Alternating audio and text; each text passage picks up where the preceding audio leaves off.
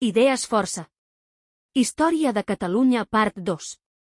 1. La Revolució Francesa suposa el trencament amb l'antic règim a l'Europa continental. Aquest sistema arrenca de l'edat mitjana i es fonamenta en una divisió social que té associada un seguit de privilegis. La seva extensió des de França a la resta de territoris europeus es produeix per les guerres napoleòniques, que a Catalunya reben el nom de Guerra del Francès.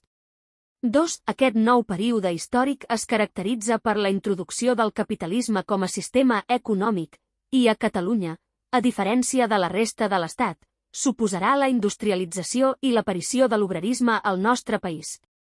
La segona característica d'aquest període és la consolidació dels estats moderns. L'estat espanyol serà incapaç d'estructurar un model sòlid i durador. Aquest fet és la causa de les convulsions polítiques que caracteritzen aquest període i que arriben fins als nostres dies, en l'actual marc de reclamacions competencials protagonitzat entre les institucions catalanes i les estatals. 3. En el segle XIX apareixen un seguit de moviments de caire polític i social. Apareixen les organitzacions obreres, que lluiten pels drets dels treballadors, i el catalanisme polític, que iniciarà la tasca de recuperació de les llibertats col·lectives perdudes a la Guerra de Successió, es reclama l'autogovern.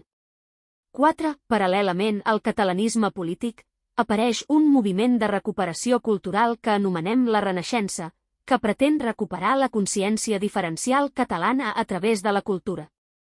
5. El catalanisme polític es desenvoluparà al primer terç del segle XX i té en Solidaritat Catalana un dels exponents més clars d'aquesta expansió.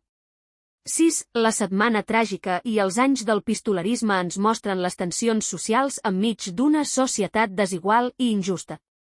7. La Segona República suposa la recuperació de les llibertats polítiques de Catalunya, que s'havia iniciat a principis del segle XX amb la mancomunitat d'Enric Prat de la Riba, mentor del catalanisme. En aquest període són presidents de la Generalitat Francesc Macià i Lluís Companys, que morirà afusellat per les tropes colpistes del general Franco.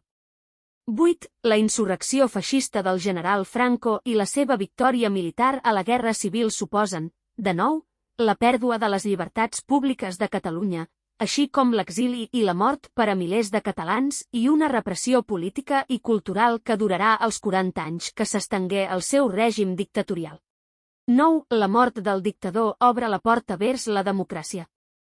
Aquest període de transformació democràtica rep el nom de transició. Així, es restitueixen les institucions catalanes i torna de l'exili el president de la Generalitat, Josep Tarradellas. S'aprova l'actual Constitució i l'Estatut d'Autonomia de Catalunya, l'Estatut de Sau. El 20 de març de 1980 s'escull el primer president electe de Catalunya en aquesta nova etapa de la nostra història. Serà Jordi Pujol, el 126è president des de la fundació de la Generalitat amb Berenguer de Cruïlles l'any 1359. 10. El nou Estatut, aprovat en referèndum pel poble de Catalunya el 2006, fou anul·lat, en algunes de les seves disposicions, l'any 2010 pel Tribunal Constitucional. Aquest fet obrí una crisi de relacions entre les institucions catalanes i les espanyoles. 11. Pasqual Maragall fou president de la Generalitat del 2003 al 2006, José Montilla del 2006 al 2010, Artur Mas del 2010 al 2015. Carles Puigdemont del 10 de gener de 2016 al 27 d'octubre de 2017, cessat per l'aplicació de l'article 155 de la Constitució espanyola. Joaquim Torra del 14 de maig de 2018 fins l'actualitat. 12. El govern espanyol va convocar per al 21 de desembre de 2017 noves eleccions a Catalunya i, el 14 de maig de 2018, el Parlament va elegir nou president de la Generalitat de Catalunya Joaquim Torra. La presa de possessió del nou govern el 2 de juny de 2018 va deixar sense efecte l'aplicació de l'article 155 de la Constitució espanyola a Catalunya.